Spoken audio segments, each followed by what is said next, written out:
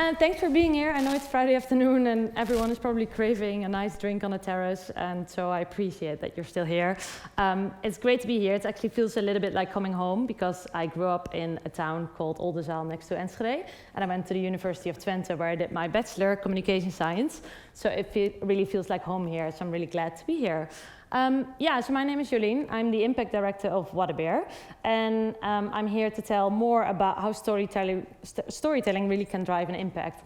And when preparing this presentation, I was reflecting on my own sort of like personal journey and what the role was of films and storytelling in the choices that I made, in the different views that I had, in the different choices I made in terms of like my eating behaviors, my shopping behaviors, but ultimately also my career. So let's see if this clicker is working. Yes. So I've always been a big fan of nature, and especially the ocean. And the passion of diving really led me to go to things like ocean film festivals. Not only did I learn more about the amazing wonders of the ocean and the ecosystem and the animals that live there, but it was also the first time that I really learned about the devastating impact that the change of temperatures have on the ocean, the plastics, all of the other stuff that is actually negatively impacting the ocean. Shortly after that, I was watching this documentary that came out, I think it was around 7 or 8 years ago, before the flood. I don't know if anyone's seen it here. It's the one with Leonardo DiCaprio. It was probably also Leonardo DiCaprio that got me to watch the documentary in the first place, but he did an amazing job of talking about the climate crisis, but also the solutions that there are that really engaged, I think, a different audience that was normally engaging with these kind of topics. So the more and more I was learning and listening and watching films about all of the crises, I guess, that are going on today, the more I realized that I felt I needed to do something more. So it was mentioned already, I was working at Google in advertising, and I suddenly realized, what am I doing here? I think I can use my skills and my times for something better to create a more positive impact instead of maybe contributing to some of the impacts that I actually was learning about. So yeah, that's the power of storytelling, and that led me to work at WaterBear. So WaterBear is the first streaming platform dedicated to the future of our planet. We're 2 years old. People have called us the Netflix for nature, but we're actually way more than that. I'm hearing you thinking maybe, what is a WaterBear and what's this weird creature there? So WaterBear, or tardigrades, also known as tardigrades, are a very small animal that you saw on the last slide. A very small animal, but they're one of the most resilient animals on the earth. So they survived all the mass extinctions. They can live under extreme weather temperatures, and they even can live on the moon. So it's really the icon of the resilience of nature that led us to the name WaterBear. Before I'm going to talk more about WaterBear, what's the best way to show you about a streaming video platform is through a video itself. So a short video about us, if it's working, I hope.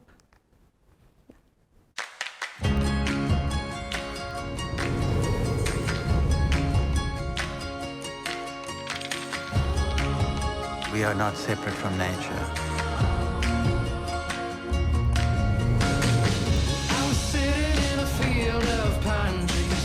We need those stories.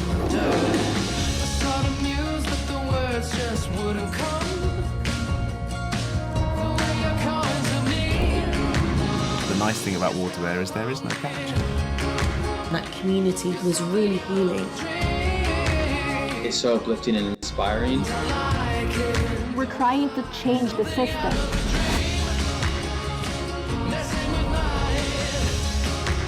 Try and do something that makes a difference. It is powerful.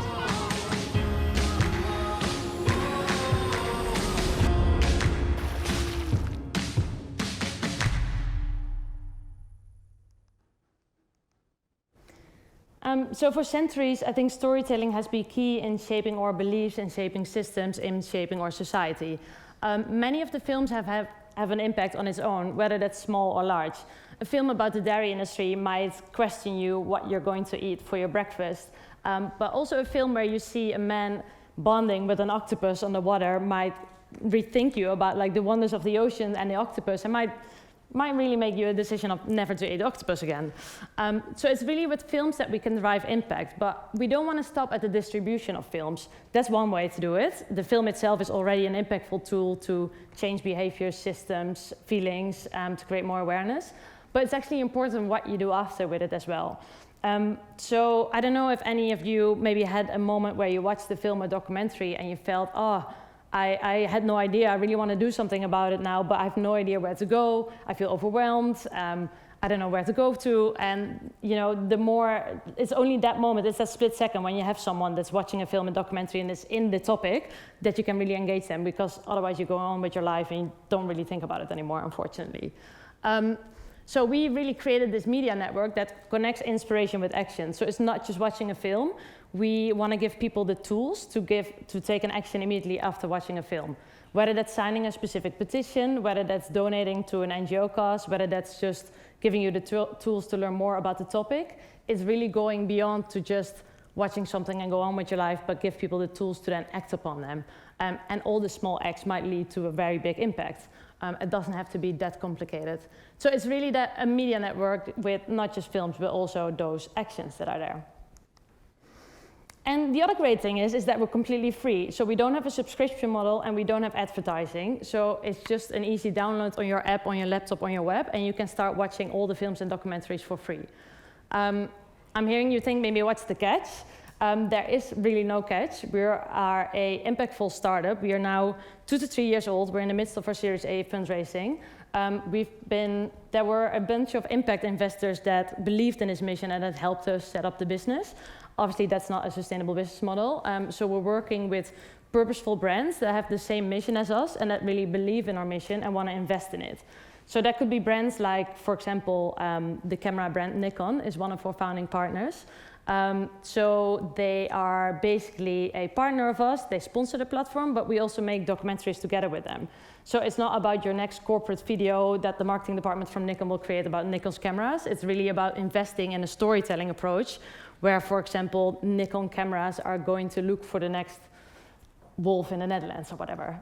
It's really that other way of doing storytelling. So we're really saying, we're not here for your money, only your attention. And that's really what we try to aim for as long as possible. We basically never want to ask money from people because we really believe that impactful stories and important stories like this should be free and accessible for everyone. Doesn't matter where you live in the world, doesn't matter what your income is. And we don't want to be the next sort of streaming platform where you pay a monthly subscription to. And we really have an opportunity here where we want to tap into to really move from doomerism to do-moreism and really shift our audiences from doomers to doers. Because I think the biggest challenge that we have right now with all the negative headlines, with all the crises that are going on, they are very real. But the challenge of it is that it might seem like everything is doomed and people might not feel inspired enough to take an action because they feel everything is going to shit anyway already. Like, what can I do? What can I change? It's all too much. But actually, that's the biggest worry. The moment that everyone thinks it's already too late and we're already doomed, then we're actually really doomed. And so we already know from research that those negative headlines, and while it's incredibly important and while that urgency definitely needs to be there, but it's that kind of storytelling and that kind of news headlines will not inspire people to take an action. So we really need to think differently about how we tell stories to really inspire people to act instead of feeling doomed and feeling gloomed and feeling sad after you've watched something or read the news. So we really want to use stories to close that knowledge action gap, as I mentioned already.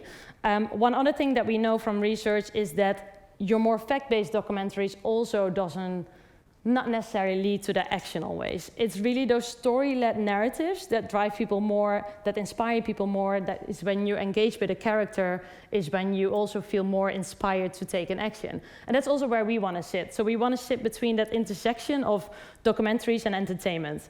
Because I think looking at the audience that are really into the documentaries or into nature documentaries, for example, that's a small audience, but they already care about nature. They already care probably about climate change and what they want to do about it.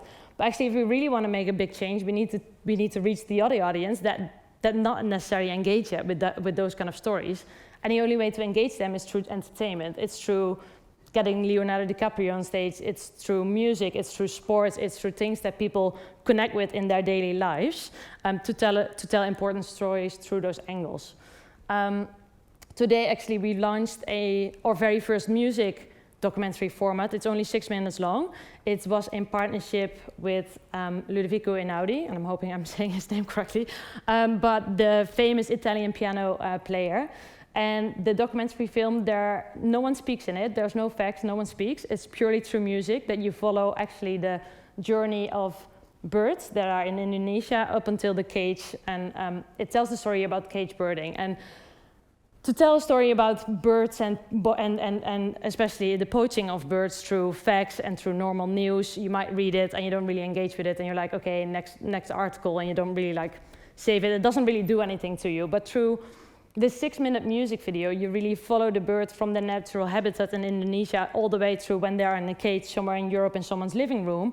And you really think, fuck, I've never thought about, I've never thought about where the birds were coming from, or what the real journey is, or what the true impact is, and what the impact is also of poaching the birds on the natural habitats where they're from, and the consequences that follow there. So I think it's a really interesting concept. It was our first time that we really did it through music.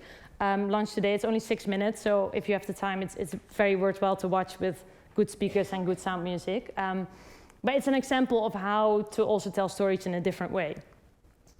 So it's not, we don't want to say, oh, hey, we have the next documentary, 50-minute documentary about the butterflies. It's more, we've got drama, we've got fantasy, we've got suspense.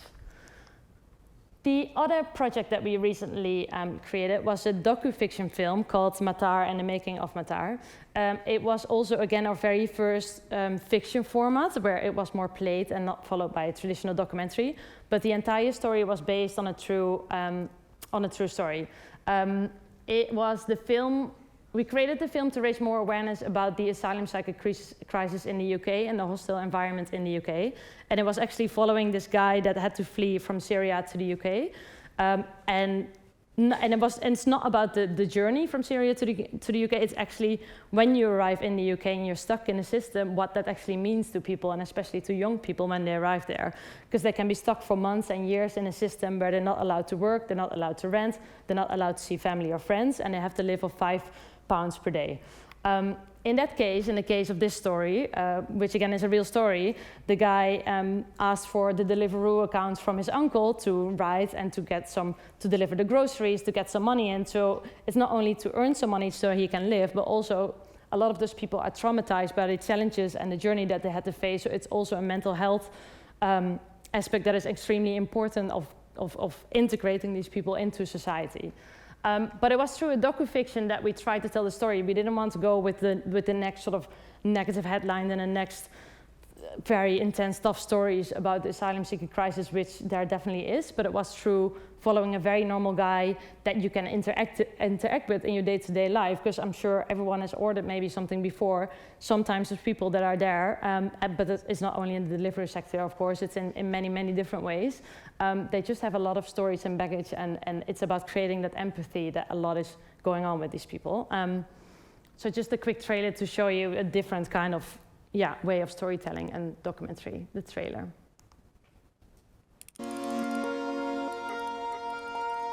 بتعرف شو يسوي فيني إذا بشغلك هون؟ عندك علم قديش المخالفة؟ 24 سنة وأنا خدام في هالجراج، وأنت جاي لحضرتك تخرب لي بيتي؟ بطل تطلع من الدار كتير، بتأثر إيش بتحكي الناس والناس تتغير، بطلنا نطبطب بطلنا نطير. بصل اللي بيعرف نشتغل خلال السبت للسبت بنهد جبال بنعد المال محسوبك أصبح بزنس مان عبي الاستبيان بس وضح خالد مش من. So in this story, the impact was really not only the story itself, but it was the entire process from the production to the social impact campaign that we ran with it.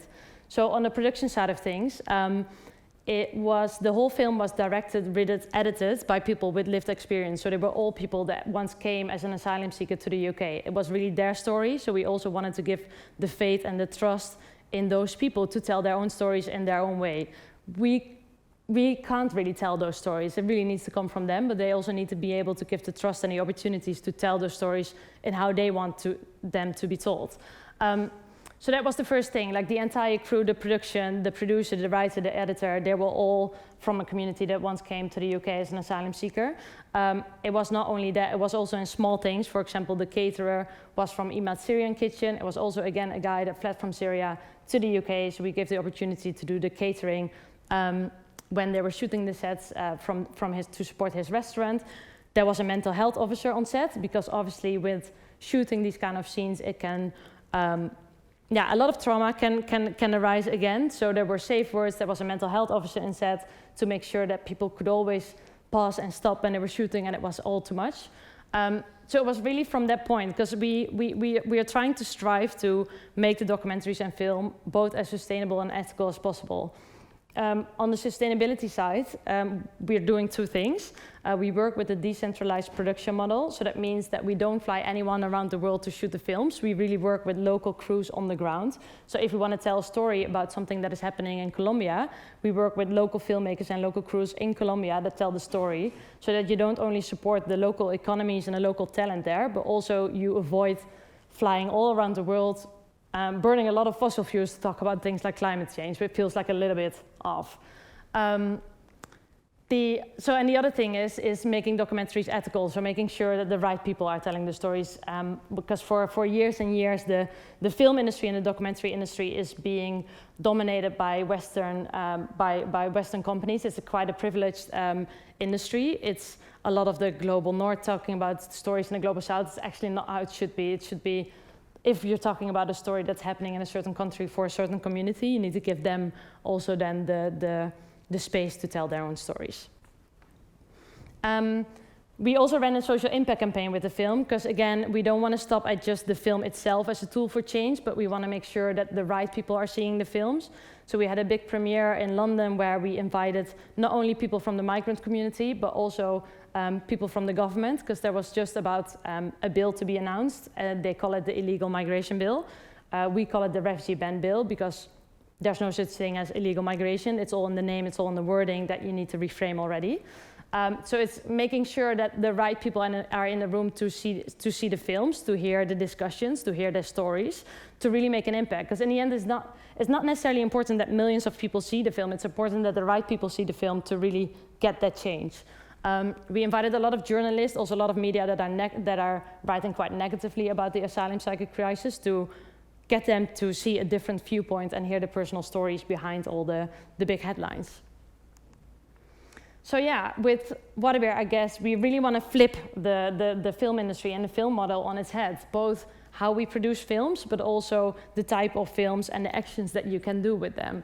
So it's really start at the end and work your way backwards. Don't start with the actors, start with the lives changed. Don't start with the location scout, but start with the location saved. Don't start with a log line in mind, but start with the long game in mind.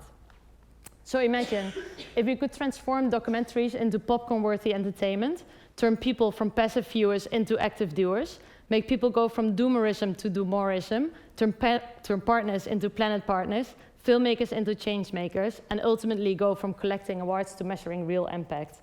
Wouldn't that make for a good story? Thank you.